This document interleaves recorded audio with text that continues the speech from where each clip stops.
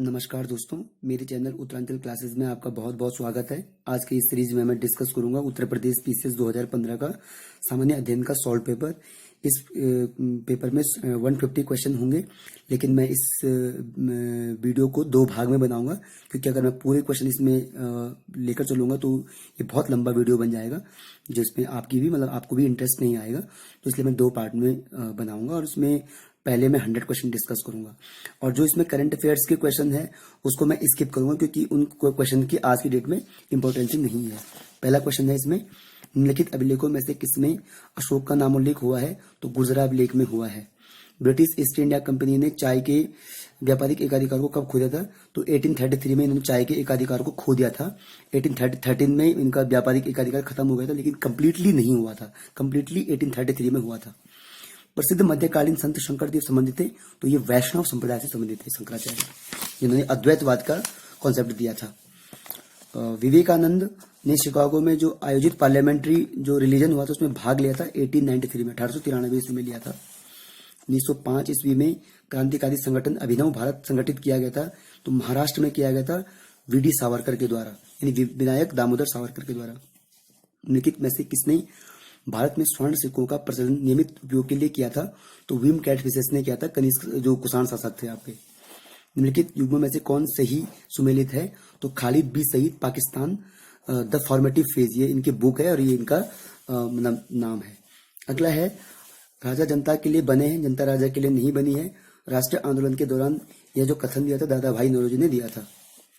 बंकिम चंद्र चटर्जी के प्रसिद्ध उपन्यास आनंद मठ का जो कथानक था वो सन्यासी विद्रोह पर था, और यही सोर्स जो इनके जो पुस्तक है आनंद मठ, इसके सन्यासी विद्रोह का महत्वपूर्ण स्रोत यही है, सोर्स यही है। अगला है, हालिया पद्धति संबंधित थी, तो ये एनफोर्स्ड लेबरिंग यानी कि बंधुआ मजदूर से संबंधित थी। निम्नलिखित में से कौन the problem of the far east नामक पुस्तक के लेखक है? तो लॉर्ड कर्जन इसके लेखक है। चंगेज खान का मूल नाम था तैमूचिन। आपको पता होगा चंगेज खान जो था वो मंगोल साम्राज्य का संस्थापक था और बहुत बड़ा साम्राज्य स्थापित किया था, और बहुत लंबा चौड़ा इतिहास है इनका। निम्नलिखित में से कौन त्रिकोणात्मक संघर्ष का हिस्सा नहीं था? तो चोल नहीं थे, यानी प्रतिहार, पाल और राष्ट्रकूटों ने क्या किया था? कन्नौज को जीतने के लिए एक त्रिकोणात्मक संघर्ष ये युद्ध हुआ था और 200 वर्षों तक ये युद्ध चला था। नेक्स्ट है, लंदन में आयोजित निम्नलिखित गोलमेज सम्मेलनों में से किसमें महात्मा गांधी ने भाग लिया था या वो उपस्थित हुए थे? सेकंड राउंड टेबल कॉन्फ्रेंस में उन्होंने भाग लिया था। लॉर्ड कर्जन जो लॉर्ड इरविन थे, उनकी मीटिंग के बाद इनको यही सजेस्ट किया गया था कि आप राउंड टेबल कॉन्फ्रेंस में भाग लीजिए, तो Mahatma Gandhi second round table में गए थे और इंडियन नेशनल कांग्रेस की तरफ से भारत को लीड किया था। निम्नलिखित में से किस अधिवेशन में कांग्रेस ने पहली बार भारतीय रियासतों के प्रति अपनी नीति घोषित की थी? तो नागपुर अधिवेशन में की थी। इसमें जो क्वेश्चन है मैं भारतीय रियासतों के लिए, तो ये नागपुर अधिवेशन 1920। परम भागवत की उपाधि धारण करने वाला प्रथम गुप्त शासक था चंद्रगुप्त सेकंड। अखिल भारतीय किसान सभा के संस्थापक थे स्वामी सहजानंद सरस्वती। नेक्स्ट है, निम्नलिखित में से कौन सुमेलित नहीं है? तो सारे सुमेलित है। हरे पौधे, पारिस्थितिकी तंत्र, ये आपके सुमेलित हो रहे हैं और सुमेलित नहीं हो रहे हैं। तो कौन सुमेलित है की बात हो रही है? तो मतलब जो हरे पौधे होते हैं वो पारिस्थितिकी तंत्र का हिस्सा है। फेरोमोन सामान्यतः उत्पन्न किया जाता है ये कीटों द्वारा, इंसेक्ट्स द्वारा ये उत्पन्न किया जाता है। फिर इसमें है सूची फर्स्ट से सूची सेकंड को सुमेलित करना है, तो ये खनिज इस प्रकार से आपका आ गया है, इसका आंसर ए होगा। तो यानी खनिज का आपका 3 हो गया, समाप्त होने योग्य होते हैं बिल्कुल। फिर बी का 4, सौर ऊर्जा जो होती है वो असमाप्त होने योग्य होती है। फिर अगला है सी का 2, बायोगैस मेथेन तथा कार्बन डाइऑक्साइड से होती है। और वन रोपण जो होता है वो जो आपका होता है वो आपके रेनफॉल से होती है, तो इसका आंसर ए होगा। नेक्स्ट है, निम्नलिखित में से कौन शक्ति तथा खाद दोनों से दे सकता है? तो बायोगैस संयंत्र दे सकता है। निम्नलिखित युग्म में से कौन सही सुमेलित नहीं है? तो रेयन रूपांतरित स्टोरेज है, ये सही नहीं है, बाकी और सब सही है। जैव विविधता के कम होने का मुख्य कारण है आवासीय विनाश, यानी जो हैबिटेट जो डिस्ट्रक्शन होता है वो इसका मुख्य कारण है। नेक्स्ट है, विश्व का सबसे बड़ा जो वनस्पतिक उद्यान है वो क्यू इंग्लैंड में है। ये बहुत बार ये क्वेश्चन पूछा गया, उत्तराखंड पीसीएस में भी क्वेश्चन पूछा गया था, रिपीट हुआ था। फिर ये क्वेश्चन सही नहीं था, इसको मैं स्किप कर रहा हूँ। निम्नलिखित में से कौन सी बायोडीजल की फसल है? तो ज़ैट्रोफा, ये बहुत बार आता है ये क्वेश्चन भी। चिपको मूवमेंट यानी चिपको आंदोलन संबंधित है पादप संरक्षण यानी वृक्ष संरक्षण से है, उत्तराखंड से प्रारंभ हुआ था और गौरा देवी इसकी मेन जो इस आंदोलन को मतलब जिसमें भाग लेते इन्होंने, और सुंदरलाल बहुगुणा जी ने इसको प्रमोट किया था बड़े लेवल पे। वन्य जीव सुरक्षा अधिनियम पारित किया गया था 1972 में। अंतर्राष्ट्रीय ओजोन दिवस 16 सितंबर को मनाया जाता है। भारत में जैव विविधता की दृष्टि से संतृप्त क्षेत्र में से कौन सा है? तो ये वेस्टर्न घाट यानी पश्चिमी घाट है। जैव विविधता का सबसे महत्वपूर्ण पहलू है पारिस्थितिकी तंत्र का निर्वहन, यानी कि डी आंसर है इसका। निम्नलिखित में से कौन प्रदूषण संकेतक पौधा है? तो ये लाइकेन है, सी लाइकेन। निम्नलिखित ऊर्जा स्रोतों में से कौन सा पर्यावरण को स्वच्छ रखने के लिए सर्वोत्तम है? तो सौर सेल है। निम्नलिखित में से कहाँ सदाबहार वन पाए जाते हैं? तो सी पश्चिमी घाट में पाए जाते हैं, एवरग्रीन फॉरेस्ट। भारत के किस राज्य में गन्ने की खेती के अंतर्गत सबसे अधिक भूमि है? तो उत्तर प्रदेश में। यूपी सबसे बड़ा शुगर कैन प्रोड्यूसर स्टेट है हमारे देश में। ये फिर आपका जो ये क्वेश्चन है, ये आपका वैसे करंट का था, लेकिन आज भी इसकी इंपॉर्टेंस ही है। तो ये कह रहा है कि निम्नलिखित झीलों में से किसका अचानक प्रस्फोट जून 2013 में मंदाकिनी नदी की त्वरित बाढ़ के प्रमुख कारणों में से एक कारक था? तो चौराबाड़ी झील। उत्तराखंड में जो सबसे बड़ी डिजास्टर जो आई 2013 में, वो चौराबाड़ी झील को टूटने से ही आई थी। नेक्स्ट है ये सुमेलित करना है इनको, तो ये पूरे ये बना रखे हैं, और इसका आंसर जो होगा वो बी होगा। ये मैंने आपको पूरा यहाँ पे ये सिंबल जो किए हुए हैं। नेक्स्ट है निम्नलिखित बांधों में से कौन बेतवा नदी पर बनाया गया है? रासघाट बांध बेतवा नदी पर बनाया गया है, बहुत इंपॉर्टेंट है। नेक्स्ट, निम्नलिखित नदियों में से किसको दक्षिण की गंगा कहते हैं? तो कावेरी को कहते हैं दक्षिण की गंगा। भारत के निम्नलिखित तटों में से कौन कृष्णा डेल्टा कैप कैमोरिन के मध्य स्थित है? तो कोरोमंडल तट स्थित है। नेक्स्ट है, दिल्ली और आगरा के मध्य वर्ष के अधिकांश समय में यमुना नदी मृत हो जाती है। फिर आर है, ए और आर में इसमें यमुना असतत वाहिनी नदी है। तो ए सही है, परंतु आर गलत है, यमुना असतत नहीं है, ये सतत वाहिनी नदी है।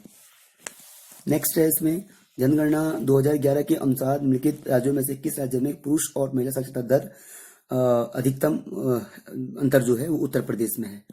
ये आज भी महत्वपूर्ण है, 2021 तक तो है ही इंपॉर्टेंट, उसके बाद डेटा चेंज हो जाएगा, फिर नेक्स्ट जो सेंसस होगा वो शुरू हो जाएगा, तो ये पूरा बदल जाएगा डाटा। निम्नलिखित में से भारत में ज्वालामुखी द्वीप है? तो ये बैरन द्वीप है, ये आपके अंडमान निकोबार में है। भारत में आधे से अधिक सोयाबीन का उत्पादन मध्य प्रदेश में होता है, इसका आंसर ए है।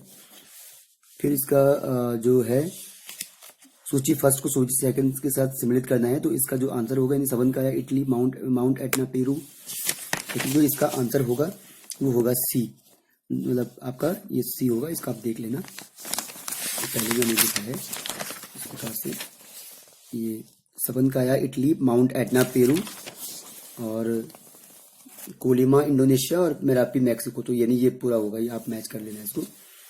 अगला है, निम्नलिखित देशों में से किसकी समुद्र तट रेखा सर्वाधिक है?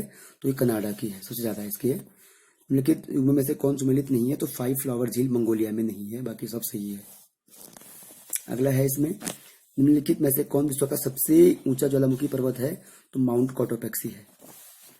निम्नलिखित में से किसको पर्ल ऑफ साइबेरिया कहा जाता है? बैकाल झील को कहते हैं। निम्नलिखित में से किस उद्योग की अवस्थिति के लिए कच्चे माल की उपलब्धि मूल कारक नहीं है? तो इलेक्ट्रॉनिक्स इसका आंसर है। निम्नलिखित में से कौन युग्म सुमेलित नहीं है?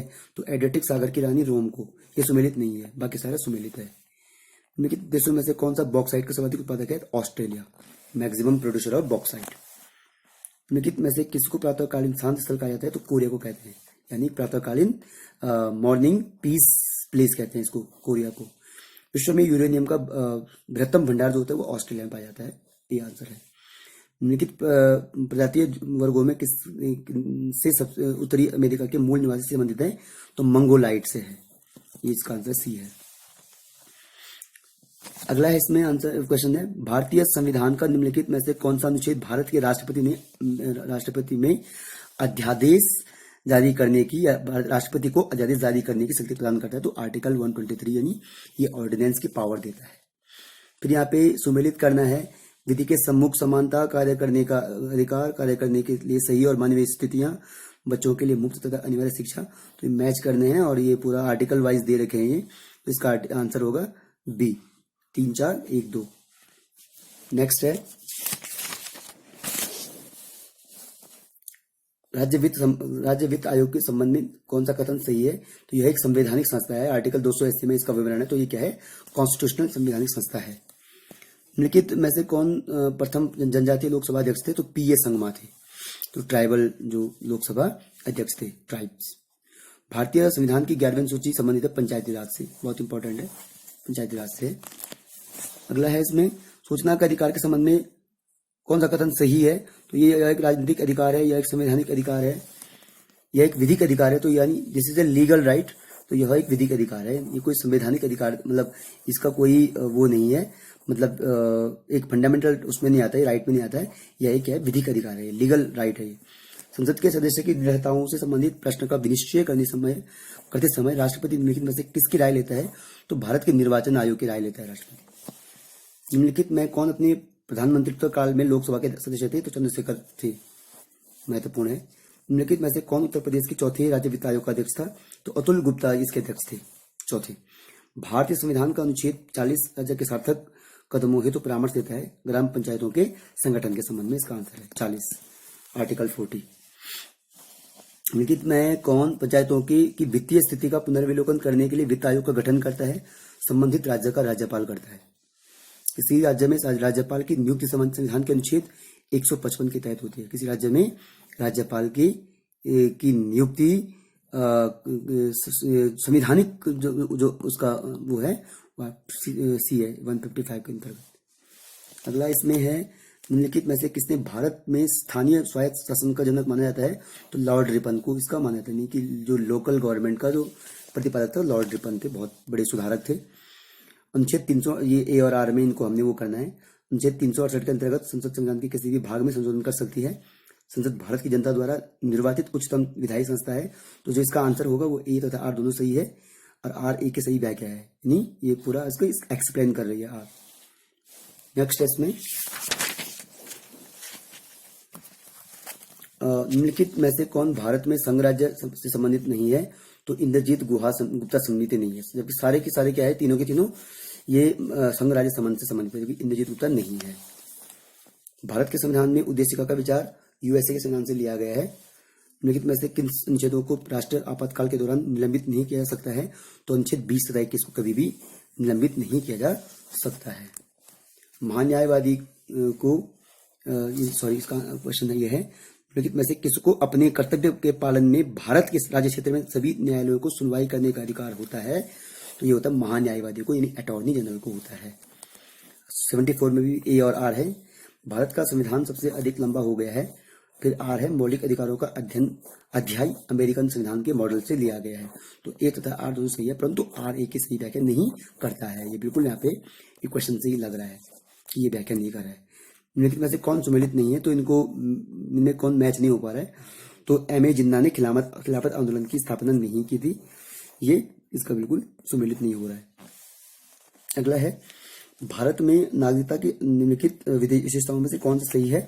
संपूर्ण भारत की एकल नागरिकता है, बिल्कुल ये सही है, बाकी सब सारे गलत है। भारतीय संविधान के किस अनुच्छेद में 42वें संविधान संशोधन विधेयक द्वारा मूल कर्तव्यों को सम्मिलित किया गया था? तो आर्टिकल 51 का ए में है, जिसमें स्वर्ण सिंह समिति के द्वारा आपका इसकी संस्तुति की गई थी।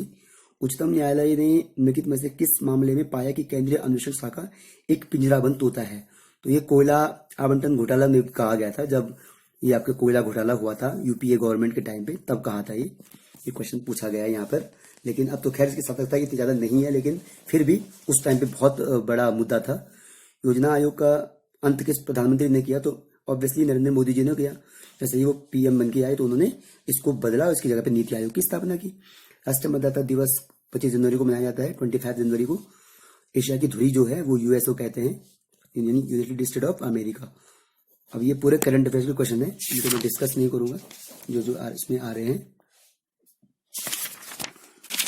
अगला सीधे इसमें हम आएंगे 99 में। आंध्र प्रदेश पुनर्गठन विधेयक राष्ट्रपति द्वारा अनुमोदित तथा हस्तांतरित किया गया था। तो इसका आंसर है आपका ए मार्च 2014 में यह हस्तांतरित किया गया था। फिर असंगठित श्रमिक सामाजिक सुरक्षा अधिनियम पारित हुआ था 2008 में। दोस्तों ये 100 क्वेश्चन हो गए हैं यहाँ पे। अब इसके 50 क्वेश्चन जो होंगे मैं अगले वीडियो में लेकर आऊंगा। अगर आपको ये वीडियो पसंद आया तो इसको लाइक, शेयर और सब्सक्राइब करना ना भूलें। Thank you.